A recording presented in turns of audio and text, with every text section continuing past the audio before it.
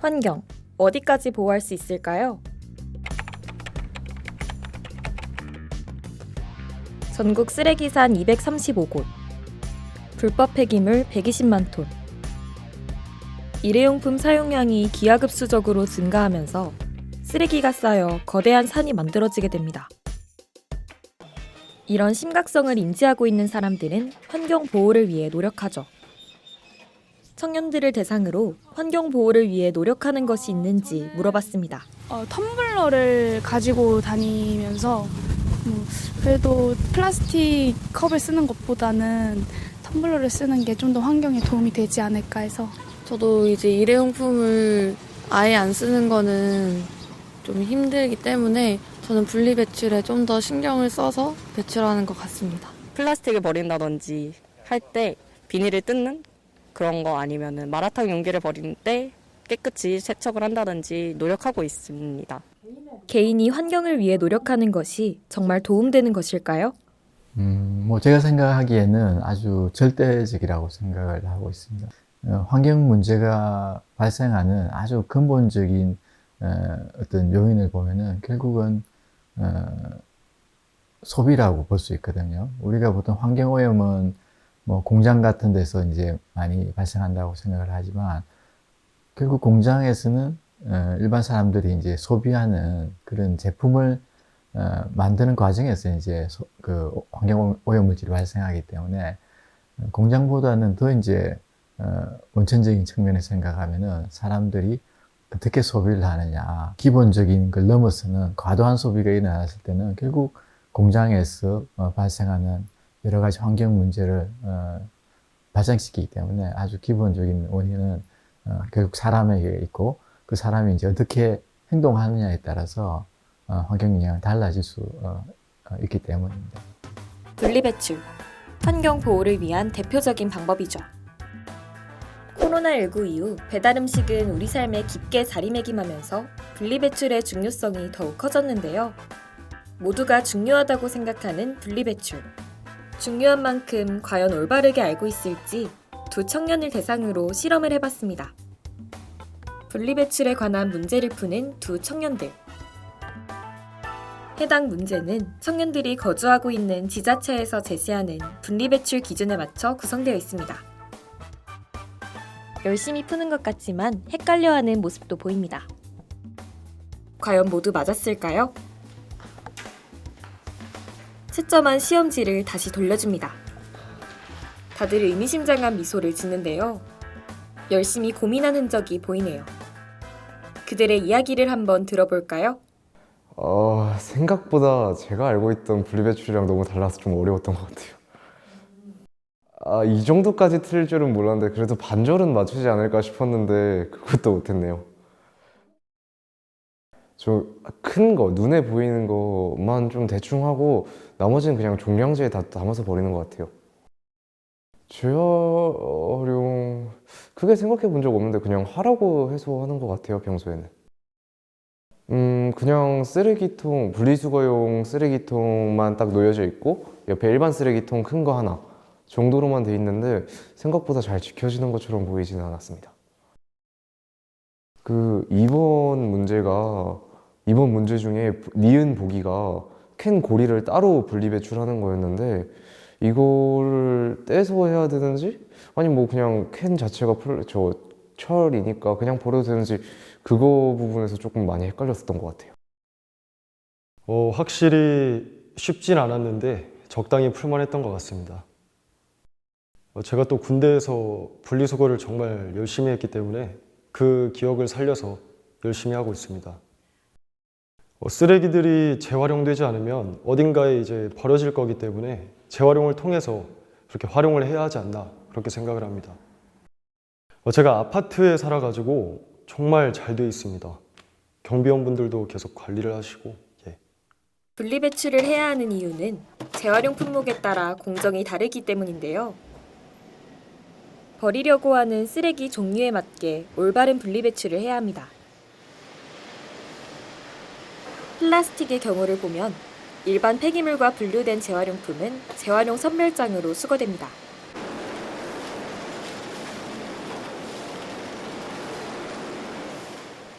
수거된 재활용품은 재활용이 불가한 품목과 분류하기 위해 여러 선별 과정을 거치게 되죠.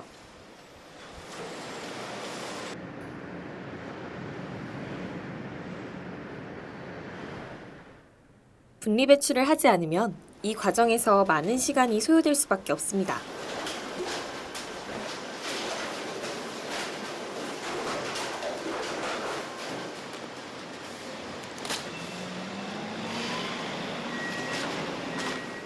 분리 배출한 폐기물은 업사이클링을 위한 플레이크가 되기도 합니다. 대표적으로 플레이크 생산 공장인 이은 공장은 투명 페트병 무인 회수기를 통해 수거한 폐플라스틱으로 재생원료를 만듭니다. 해당 투명 페트병 무인 회수기는 페트병을 재활용하고 포인트를 받을 수 있는 분리수거 로봇인데요. 현재 H대학교를 비롯한 춘천, 서울, 대구 등 전국에 위치해 있죠.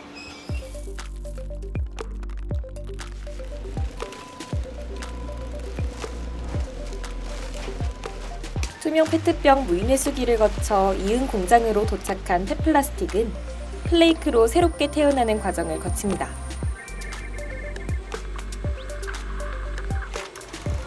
플레이크에 대해 좀 더 자세히 알아볼까요?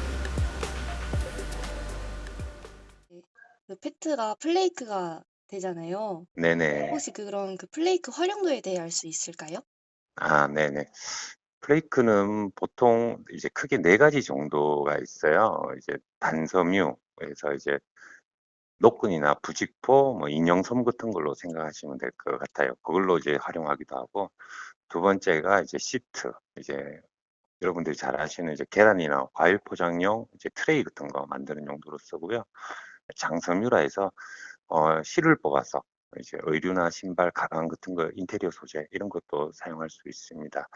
그런데 저희는 이제 보틀용이라고 해서 이제 다시 식음료 용기로 다시 만들기 위해서 우리는 지금 준비를 하고 있고요. 그래서 제가 말씀드린 순서대로가 약간 이제 고품질이 요구되는 정도다고 보시면 이해하시면 될 것 같아요. 플레이크가 만들어지고 난 뒤에 어디로 보내지나요? 단섬유용하고 시트 같은 경우는 이제 플레이크 상태로 제품을 만들 수는 있어요. 그래서 그렇게 해서 플레이크 상태로 제품을 만드는 업체로 보내지게 되고요.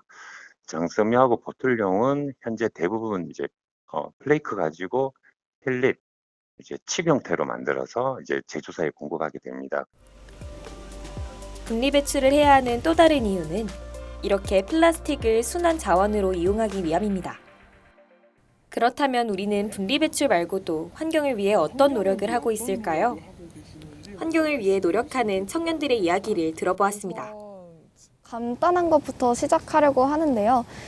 집에서 설거지 할 때 원래 일반 주방 세제 같은 거는 이제 첫 번째로 수질 오염의 문제도 있고 또 이제 다 쓰고 나면 플라스틱이 굉장히 많이 나오잖아요. 그렇기 때문에 저는 설거지 비누를 사용하는데 노력을 하고 있고 또 이제 수세미 같은 경우에도 그냥 일반적인 수세미보다는 식물 수세미를 이용해서 그런 식으로 설거지를 하고 있고 저는 평상시에 밖에 있는 시간이 되게 긴 편이거든요. 그래서 밖에서 양치할 때 일반 튜브로 된 그런 치약이 아니라 고체 치약을 사용하고 있는데요. 일반 튜브형 치약은 분리배출도 어려워서 고체 치약을 제로웨이스트 샵에서 알게 됐는데 성능도 좋고 분리배출도 쉬워서 그 이후로 애용하고 있습니다. 개인적으로 사용하는 건 실리콘 빨대 사용하고 있는데요. 이게 집에서 텀블러에서 물 받아 먹을 때 일반 빨대를 사용하면 은근 그게 쓰레기가 또 많이 나오기도 하고 이걸 대체할 게 뭐가 있을까 생각을 해봤는데 그 제로웨이스트 샵에 둘러보다 보니까 실리콘 빨대가 있더라고요. 그래서 그걸 사서 그리고 그 안에 청소할 수 있는 솔도 같이 팔아서 저렴한 가격에 사서 되게 잘 쓰고 있습니다. 일회용품 사용 줄이기랑 플라스틱을 사용하게 되면 이제 깨끗이 세척해서 분리수거 잘 하는 거랑 평소에 산 타는 걸 되게 좋아해가지고 가끔씩 산에 갈 때도 있는데 그때마다 이제 산에 있는 쓰레기를 조금이라도 줍기 위해서 비닐봉지를 챙겨가서 이제 하산할 때 보이는 쓰레기만 줍고 내려온다든지. 텀블러 애용하고요. 대나무 칫솔하고 가루 치약 쓰고요. 샴푸바 그것도 쓰고 샴푸도 용기 가져가서 샴푸 담고 집에서 이렇게 쓰고 그렇게 하고 있습니다. 분리배출 다음으로 친환경적인 제품을 소비한다는 의견들이 많습니다. 그런데 여기에서 본질로 돌아가 봐야 합니다.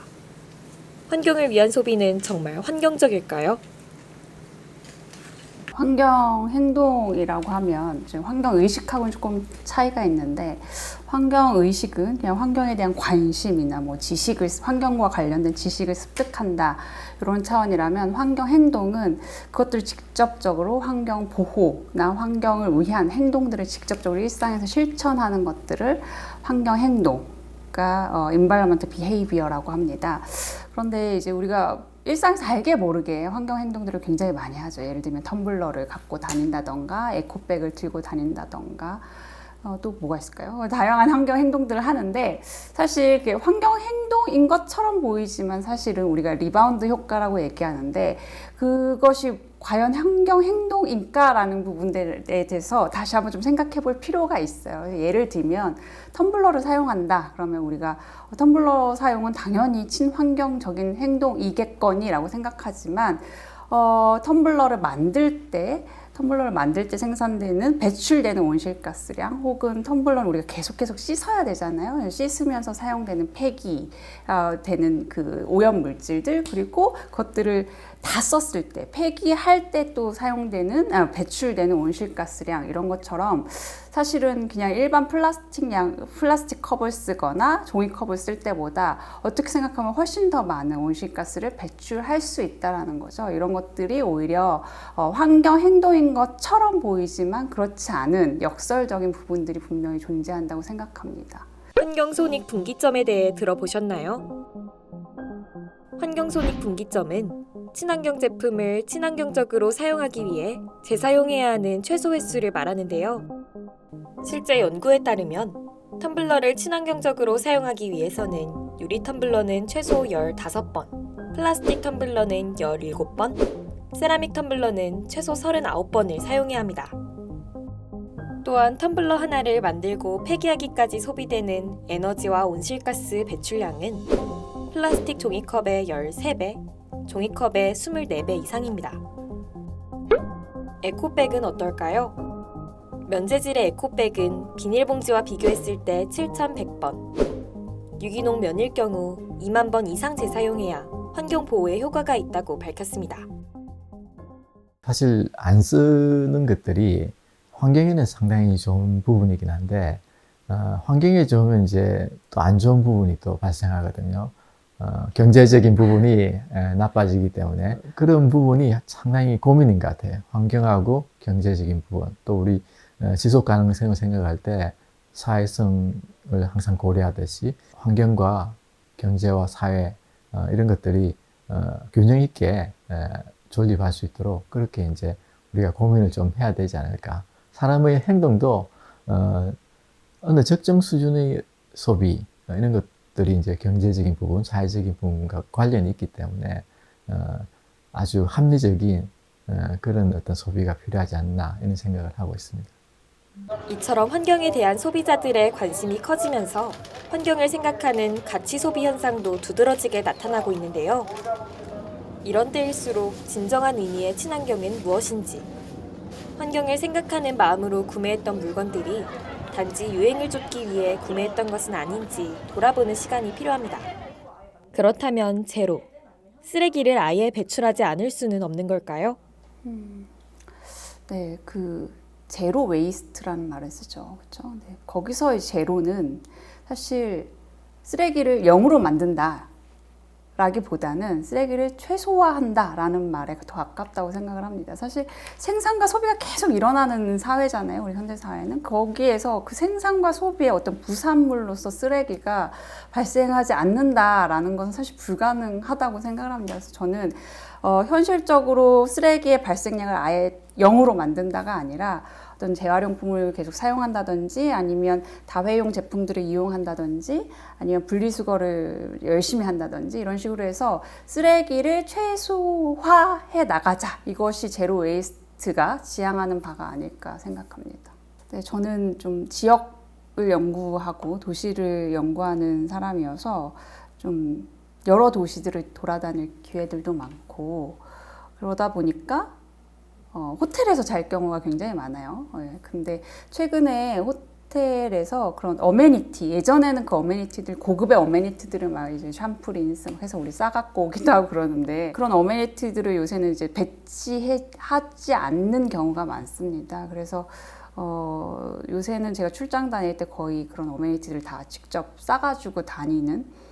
근데 사실은 그게 뭐 제가 의도해서 뭐 친환경적으로 행동해야지라기보다 호텔에 그걸 두지 않기 때문에 어쩔 수 없이 들고 다니는 그런 부분이 있고요. 그래서 출장 다닐 때 그런 기본적인 어메니티 예전엔 그냥 사서 쓰거나 아니면 거기 있는 거 쓰거나 뭐 이런 식이었는데 지금 내가 좀 직접 싸들고 다닌다 이게 하나가 있고 또 한 가지는 제가 이제 혼자 살다 보니까 이제 저도 먹고 생활을 하다 보니까 이제 쓰레기가 나오죠. 제로 웨이스트가 저도 불가능한데 많은 다양한 쓰레기가 나와요. 그런데 그 쓰레기를 예전에는 뭐 그냥 두면 엄마가 해주시거나 뭐 이랬는데 이제 제가 스스로 분리배출해야 되는 상황이 되다 보니까 생각보다 이 음식물 쓰레기가 뭔지, 종류가 어떤 것이 해당하는지, 일반 쓰레기는 어떤 건지 이런 것들의 지식이 제가 상당히 얕더라고요. 그래서 그런 것들을 공부해서 열심히 최대한 열심히 깨끗하게 분리배출하자라는 것을 좀 삶의 목표로 삼고 있습니다. 네.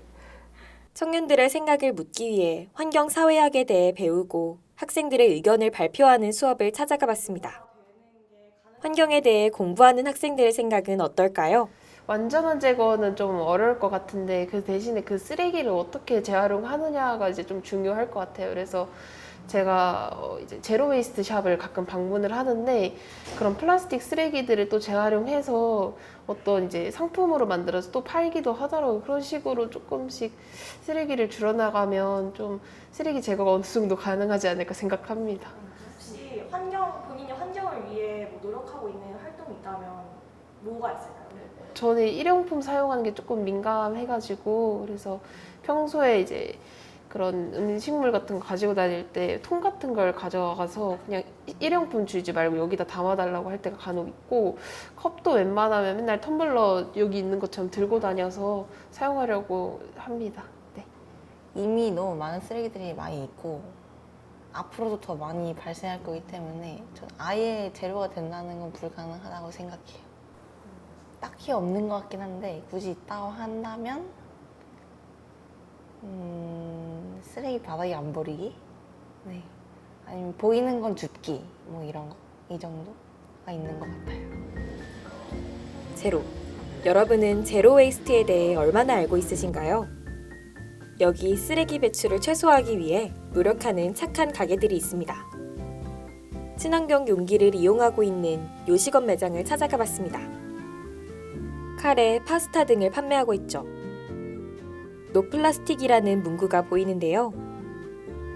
우리가 평소 보던 일회용 포장 용기와는 조금 다르게 생겼습니다. 왜 친환경 용기를 사용하시는 걸까요? 안녕하세요. 저는 어쩌다 농부 창립 멤버인 김은희 이사입니다. 별명은 어쩌다 농부에서는 토리라고 불러요. 원래 저희가 어쩌다 농부를 처음 창업하기 전에 농사를 짓는 팀이었어요. 그래서 한 7년 정도 전에 이제 철원에서 농사를 짓기 시작을 했는데 농사를 지으면서 자연스럽게 환경에 대해서 이제 관심을 갖게 되더라고요. 우리가 만약에 나중에 가게를 오픈을 하게 되면 그래도 환경에 조금 더 친환경적인 가게를 만들어보고 좀 지속 가능한 농촌을 위해 우리가 조금이라도 더 노력을 해보자라는 생각을 하게 됐고 그래서 자연스럽게 어쩌다 농구를 오픈하면서 그쪽에 관심을 갖게 됐던 것 같아요. 저희가 처음에 이제 친환경 용기를 사용을 할 때는 제품도 많지가 않고 사실 조금 문제가 많았어요. PLA 용기 같은 경우에 좀 밀폐력이 안 된다던가 그래서 사용을 못하는 경우도 많았고 좀 단가가 많이 높았는데 요즘에는 그래도 되게 친환경 제품들이 많이 나오고 있어요. 그래서 일반 일회용품을 사용을 하는 것보다 물론 조금 더 비용이 나가는 건 사실이지만 그렇게 많이 막 부담될 정도의 비용은 아니고 그리고 어차피 일회용 용기를 우리가 아예 사용을 못할 수는 없으니까 최대한 사용을 해야 한다면 그래도 좀 환경에 좀 덜 미안한 방법들을 연구를 해서 사용을 해야 하지 않을까라는 생각으로 사용을 하고 있습니다. 저도 사실 환경을 위해 대단하게 엄청 큰 행동을 하고 있지는 못하고 있고요. 근데 그래도 일상생활에서 작게나마 조금씩 실천할 수 있는 것들은 하려고 노력을 하고 있는 편이에요. 그래서 뭐 예를 들면 일회용기 사용을 좀 줄이려고 뭐 텀블러를 조금 가지고 다니면서 사용을 한다던가 아니면 뭐 재활용이 조금 더 잘 될 수 있도록 페트병 같은 경우에 비닐을 제거를 해서 버린다던가 스티로폼 같은 경우도 뭐 테이프나 스티커들을 다 제거를 해서 버린다던가 이렇게 조금 더 재활용이 잘 될 수 있는 방법으로 작게나마 조금씩 실천을 나가고 있습니다. 제로를 위해 힘쓰는 또 다른 가게를 만나러 가볼까요? 이 매장에서는 판매하는 제철 농산물은 포장을 하지 않은 무포장 완제품을 판매하는 서비스를 진행하기도 한다는데요. 이러한 서비스를 찾는 소비자들은 이 매장을 이용합니다. 우유값을 사용해 만든 두루마리 휴지를 판매하기도 하네요. 저희 아이들이 어렸을 때 아토피가 아주 심했어요. 그래가지고 그 치료 방법을 막 여기저기 찾고 있었는데 유기농 제품을 이용하면 완화된다는 얘기를 들어서 이제 저희도 막 찾았다가 한살림을 알게 됐어요. 그래서 이제 집에 가까이 있으니까 오지점 매장을 이용하게 됐어요. 네, 자주 이용하는 편이고 또 한살림에서만 꼭 사야 되는 물건들이 꼭 있어요. 혹시 어떤 물건을 주로? 저 같은 경우에는 건강식품 같은 경우 뭐 도라지 청이라든지 뭐 아니면 뭐 홍삼 뭐 이런 것들도 이 한살림에서 하는 거는 믿음이 가고 우선은 유기농 제품이니까 누구한테 선물할 때도 사람들이 다 좋아하더라고요. 여기는 우선은 환경을 생각하니까 저도 좀 그렇고 이렇게 빈병이랄까 아니면 빈병 재활용하는 거 그 다음에 그 물품 하나를 포장할 때도 거기 스티커를 이제 제가 이제 분리수거할 때 제거하려고 하잖아요. 그러면 이게 되게 잘 제거가 되고 분리수거하기에 좋게 포장이 잘 돼 있어요. 그래서 저는 우선 한살림에 대해서 환경적으로도 뭐 유기농적으로도 되게 신임도가 높아요. 제가 환경에 관심이 많기는 해요. 근데 뭐 제가 딱히 그런 건 아닌데 우선은 대중교통을 많이 이용하고 그 다음에 뭐 음식을 할 때 되도록이면은 남은 음식이 없도록 하고 뭐 비닐 적게 사용하고 뭐 그런 것들이라고 할까요? 저희 아이가 지금 7살인데 제가 이유식을 1년 동안 만들어서 먹였어요. 그래서 그때 그 식재료를 좀 오프라인으로 구매하고 싶어서 한살림에 가입하게 됐어요. 네, 일주일에 한 2-3번 정도 이용하는 편이에요. 우선은 제철 식재료를 가장 신선하게 받아볼 수 있다는 거, 그리고 좀 유기농이나 무농약 제품, 참여인증 제품을 제가 이제 보고 살 수 있다는 점 때문에 이용하고 있어요. 일단은 텀블러 이용 항상 하고 있고요. 차에도 있고, 집에도 있고, 사무실에도 있고, 그리고 장바구니를 이제 한살림 이용하면서 꼭 들고 다녀요. 그래서 가방에도 있는데 장바구니를 항상 들고 다닌다는 거, 그 정도일 것 같아요. 저희 아이가 이제 태어나고 나서 이제 건강한 음식을 먹이고 싶은 마음에 이제 이곳저곳 이제 알아보다가 한살림이라는 곳이 저희 집 근처에 있어서 가입을 하게 되면서 이제 이용을 하게 되었습니다. 엄청 자주 이용하는 편이고요. 하루에 뭐 2번도 왔다 갔다. 아이가 이제 지금은 커갖고 학교를 하기 전에 간식을 사러도 이제 잠깐 들르기도 하고 오전에 뭐 장을 보러 오기도 하고 되게 자주 들르는 편입니다. 한살림이라는 곳이 일단 되게 믿고 먹을 수 있는 물품들이 많다라는 거를 이제 제가 한 10년 넘게 이용하면서 이제 알게 됐고요. 그리고 이제 이제 활동을 하면서 이제 한살림 물품이 물품만 파는 게 아니라 그 안에 담긴 가치도 같이 판다라는 것을 좀 많이 알게 됐습니다. 그냥 바로 나오는 게 아니라 다른 뭐 마트 같은 물품처럼 바로 나오는 게 아니라 이 안에 정말 많은 사람들이 환경과 생산자와 소비자와 이 많은 것들을 고민하면서 물품을 개발하고 이제 출시를 한다는 것을 알게 되면서부터 더 이제 애착을 가지고 이용을 하고 있습니다. 일단 뭐 PP나 집에서 P 제품이 이제 있으면 여기 이렇게 따로 모으는 곳에 갖다 내고요. 그 다음에 이제 장바구니 이용을 하고 있고, 그 다음에 항상 제 가방에는 이제 이렇게 텀블러를 가지고 다니면서 좀 불편하지만 이제 조금씩이라도 실천할 수 있도록 하고, 집안에서도 이제 가족들에게 이런 것들이, 작은 것들이 모여서 우리가 환경을 보호할 수 있는 그 밑거름이 된다라고 항상 이제 얘기를 하면서 실천을 하고 있습니다. 포장 용기를 줄이는 노력을 하는 곳이 있다면 포장 용기를 없애려고 노력하는 곳도 있죠. 승현 씨가 열심히 달려온 이곳은 화장품을 제조하는 이응 브랜드입니다. 해당 업체는 지속 가능한 환경과 뷰티를 지향하는 브랜드 철학을 가지고 영업하는 브랜드죠.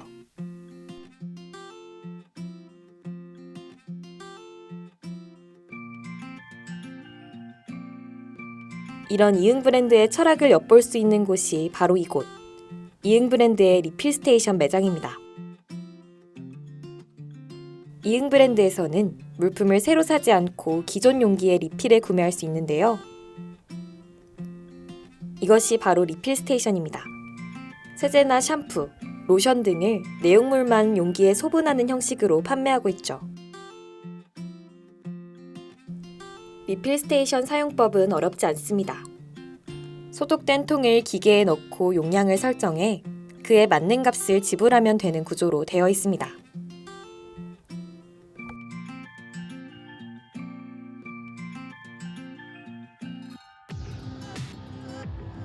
체험 후 열정적으로 설명을 듣는 승현 씨입니다.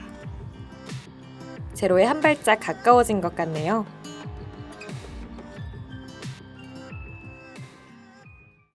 실제로 리필 스테이션을 방문을 하시고 싶은 분들도 거리상의 이유나 교통편이 불편해서 못 오시는 분들이 많아요. 리필 스테이션이 어려우신 분들은 이제 리필팩 사용을 권장을 드리고요. 저희 기업뿐만 아니라 이제 리필팩 뭐 퐁퐁이라든지 주방 세제라든지 뭐 로션, 바디 용품들이 많기 때문에 실제로 리필팩은 일반 플라스틱 본품 대비 이제 플라스틱 양을 한 75%까지 줄일 수가 있어요. 그리고 이제 본품 대비 용량도 많이 들어가 있기 때문에 가격도 좀 더 합리적이라고 볼 수 있습니다. 이전에는 딱히 다른 거에 대해서 신경을 안 쓰고 그냥 저 편한 대로 막 아무거나 썼던 것 같은데, 이번 촬영을 통해서 뭔가 자연을 지켰다는 마음의 뿌듯함? 이런 걸 좀 더 많이 느꼈었던 것 같아요.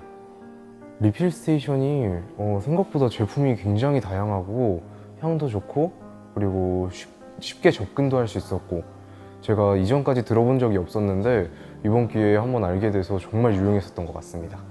일단 리필팩이나 이런 다양한 제품들을 사용하면서 경제적으로도 많은 이득을 봤었던 것 같은데, 하나 아쉬운 점은 좀 리필을 받을 수 있는 장소가 한정적이라든지 뭐 그런 점이 아쉬웠던 점으로 남았던 것 같아요. 한국소비자원의 리필 스테이션 판매 상품 가격과 이용 실태 조사에 따르면 일반 상품과 가격 차이가 가장 큰 품목은 샴푸라고 하는데요. 샴푸의 평균 가격 차이는 무려 52.1%, 가장 큰 가격 차이는 64%까지 차이가 난다고 합니다. 가끔씩 우리는 개인의 노력이 효과가 없다고 생각합니다. 그리고 나 하나쯤은 괜찮겠지 하는 생각으로 환경을 생각하지 않고 행동하죠. 때로는 환경을 위해 분리배출을 하고 쓰레기를 줍기도 하지만 개인의 노력이 환경에 어떠한 도움을 주는지는 아무도 알려주지 않습니다. 과연 우리가 분리배출을 잘하고 재사용을 하면 정말 환경에 도움이 될까요? 네, 환경 보호에 대해서는 이제 사람들이 어느 정도 다 공감을 하고 있는 것 같아요. 특히나 코로나를 겪으면서 더 그랬고, 지금 그냥 일상에서도 다양한 이상기후 현상들도 나타나고 있어서 그래서 환경의 보호가 필요하구나라고 인식하는 것 같아요. 그런데 그게 이게 인지적인 공감대는 굉장히 높은 것 같지만 저 밑에서 정말 정서적인 공감대는 아직 그만큼 인지적인 공감대를 따라가지 못한다라고 생각을 합니다. 그래서 사실 일부 뭐 친환경적인 행동을 적극적으로 취하는 학생들, 친구들을 보면 뭐 저렇게까지 해야 돼? 좀 유별난 거 아니야? 이렇게 생각을 하는 것이 사실인 것 같습니다. 근데 사람들이 보통 그래요. 먼 미래에 일어날 일에 대해서 지금 그것들을 대비하기 위해서 자신의 어떤 형태든 약간의 희생이나 불편을 감수해야 된다면 사실 그것이 와닿지 않죠. 그것이 바로 실천으로 이어지기가 쉽지가 않다라는 거예요. 그래서 저는 조금 환경 보호를 좀 적극적으로 유도하기 위해서는 정책적으로 좀 단기적으로 사람들한테 인센티브를 줄 수 있는 정책들이 오히려 필요하지 않을까라는 생각이 들어요. 그래서 예를 들면 뭐 우리가 텀블러를 활용하면 500원을 할인해 준다. 이런 건 굉장히 즉각적으로 우리가 느껴지는 인센티브잖아요. 그렇기 때문에 또 수용성도 높을 수 있고, 그래서 저는 참여하기 쉽고 그리고 간편한 인센티브들을 많이 주는 게 정책적으로 그것이 훨씬 그 개인의 환경 행동을 유도하는 데 효과적이지 않을까 이렇게 생각합니다. 우리나라에 사실 아쉬운 부분이 우리 초등학교, 뭐 중학교, 고등학교에서의 환경 교육이 상당히 좀 선진국하고 비교해서는 상당히 좀 낮은 수준이라고 볼 수가 있겠습니다. 뭐 선진국 같은 경우에는 뭐 대학 입시에 포함되는 과목 중에도 환경과 관련된 과목이 있어서 많은 학생들이 이제 환경에 대한 기본적인 이해도가 상당히 높게끔 정규 교육 과정에 있는 반면에 우리는 환경 교과목이 있기는 한데 입시하고는 좀 동떨어져 있기 때문에 환경 교육을 하는 선생님들도 거의 없는 상황이고 그에 따라서 이제 학생들도 제대로 된 교육을 좀 받지 못하는 그런 아쉬운 면이 많이 있습니다. 네, 안녕하세요. 저는 서울 소재에 있는 초등학교 교사 홍세영입니다. 환경교육에 관심을 갖기 시작하고 또 환경교육을 계속 꾸준히 실천해 오면서 지금 시작하는 나의 환경수업이라는 책을 쓰게 된 작가이기도 하고 이를 통해서 강의 활동도 하고 있습니다. 제가 처음부터 책을 쓰려고 했던 건 아니고요. 저는 사실 어렸을 때 환경운동가가 꿈이었었어요. 그런데 어쩌다 보니 교사가 되어서 아이들한테 어떻게 하면 환경을 알릴 수 있을까 하던 고민하던 차에 교사로서 내가 할 수 있는 환경운동이 바로 환경교육이겠다. 그렇게 생각해서 환경수업을 오래전부터 조금씩 하게 되었습니다. 그런데 환경수업을 하고 환경교육을 할 때마다 배워본 적도 없고 내가 받아본 적도 없어서 어떻게 할지 고민이 되게 많았어요. 그래서 포기하고 싶기도 하고 아무도 시키지 않은 일인데 이거를 계속 할 수 있을까라는 고민이 굉장히 많았었거든요. 그렇지만 아이들한테 수업을 하면서 그렇게 느꼈던 것들 그리고 저 스스로의 변화되는 모습들을 보면서 정말 환경 수업을 포기하지 말아야겠다라는 생각을 하고 더 많은 선생님들께서 환경 수업을 했으면 좋겠다는 생각으로 쓰게 되었습니다. 그렇다면 작가님은 책을 통해 어떤 내용을 전달하고자 하신 걸까요? 제가 이 책에서 말하고 싶었던 것 중 하나는 최근에 환경 수업을 하면서 가짜 친환경 수업 같다는 생각을 많이 했어요. 태양광 자동차 만들기라든지 에코백 만들기, 텀블러 만들기 이런 것들을 만드는 수업으로 생각을 하는 것 같아요. 그래서 이게 공작 수업인지 환경 수업인지 헷갈리더라고요. 환경 수업을 할 때 무언가 환경 교육의 방향을 제시를 해주고 싶었어요. 그래서 제 책에서 다루고 있는 가장 큰 부분 중에 하나가 바로 환경 수업의 방향, 원칙 이것입니다. 이러한 개인의 환경 보호를 실천하는 데에 있어 우리가 가장 먼저 해야 할 일은 무엇이 있을까요? 저는 우선적으로 환경에 대해서 민감하게 관심을 갖는 것이라고 생각을 해요. 환경 이슈가 굉장히 많은데 그 문제를 나의 문제로 나와는 어떤 관계가 있는지 고민해보는 습관이 필요한 것 같습니다. 이렇게 개인이 가지는 환경에 대한 의식이 중요한 이유도 있을 것 같은데요. 개인적으로 환경보호 실천을 하기 위해서는 사실 나의 마음의 변화, 나의 생각의 변화가 먼저 일어나야 되거든요. 그런데 이게 나와는 별개의 문제로 생각을 하면 아무도 그게 와닿지가 않아요. 그래서 환경 문제를 나의 문제로 받아들이는 게 굉장히 중요합니다. 나를 지키려면 우선 내 주변의 환경을 지켜야 되거든요. 환경 문제가 내 문제가 되고 나를 지키려면 내 주변의 환경을 지키지 않을 수 없게 되는 것이죠. 기후위기 시대에 사람들이 많이 걱정을 하고 분노감을 느끼거나 우울감을 느끼기도 하잖아요. 내가 이렇게까지 한다고 해서 무슨 의미가 있을까? 라는 생각을 하게 되기도 해요. 그냥 다른 사람들처럼 그냥 편하게 살면 되지, 귀찮게. 그렇게 안 살아도 되잖아 라고 생각을 하잖아요. 김사나의 야생학교라는 책에서 어떤 문구를 발견하게 되었는데요. 일관된 반환경적인 사람보다 비일관된 친환경적인 사람이 낫다 라는 문구였습니다. 그 문구가 참 위안이 되더라고요.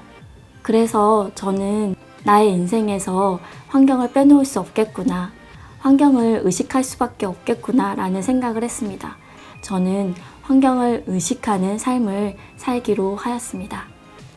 그래서 지금 당장 환경 실천, 행동하는 것도 중요하긴 하지만 그 행동으로 이어지기 위해서는 내가 얼만큼 생활 속에서 환경을 의식하고 살아가느냐, 그게 중요한 것 같습니다. 이렇듯 개인의 노력은 우리가 생각하는 것보다 강한 효과를 주기도 합니다. 누군가는 지금도 환경을 위해 노력하지만 누군가는 여전히 길에 쓰레기를 버립니다. 이렇듯 우리는 무의식 중에 환경을 보호하고 또 망가뜨리는데요. 하지만 우리가 환경 문제를 직시하고 환경에 관심을 가지는 그 작은 순간들이 모여 환경을 해결하는 길을 만듭니다. 나 하나는 모든 것을 할 수 없지만 우리 모두는 무언가를 할 수 있으니까요. 아무래도 이제 환경 정화에 관심이 있는 분들이라면 회의감을 한 번씩은 다 느꼈을 것이라고 생각해요. 제가 하는 노력을 제 주변 친구들이나 어머니, 아버지, 뭐 지인분들이 보시고 너는 왜 그런 걸 하냐라고 물었을 때 회의감에 잠깐 이제 주춤하다가도 이제 뉴스에 바다 사자가 플라스틱이 목에 껴가지고 구조돼서 치료받는 뉴스 보면 아, 그래도 다시 내가 움직이면서 선한 영향력을 퍼뜨려야지 이 생각하면서 제가 이러이러해서 합니다 라고 하면 이제 인식이 퍼져 나가는 게 제가 느껴지거든요. 물론 개인이 노력하는 것도 정말 중요해요. 하지만 개인만 노력해서는 절대 환경이 보호가 될 수 없다고 생각을 하거든요. 그런 인식을 퍼뜨려 나가는 게 저는 더 중요하다고 생각해요. 그런 사소한 거 하나라도 이렇게 퍼지면 뭐 조금이라도 더 좋으니까.